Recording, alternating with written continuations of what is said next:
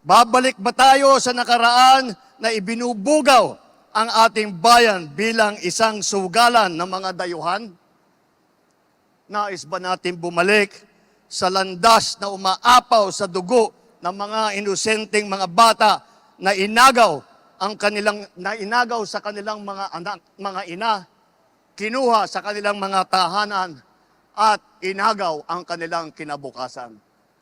Kaya sa darating na Mayo po, huwag nyo na pong tignan ang mga ibang mga pangalan. I-shade nyo na po lahat po itong nandito na nasa harap ninyo at gawing nating 12-0 ang ating resulta sa Senado. Nang sa ganon, matitiyak natin ang kinabukasan ng ating minamahal na Pilipinas. Mabuhay ang alyansa!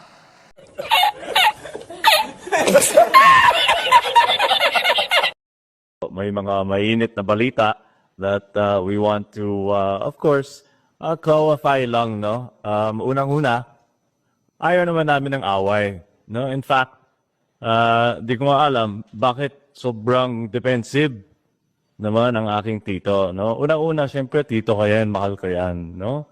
Iba naman ang personal kaysa politika, kumbaga, no? So, Oh my God! Wow!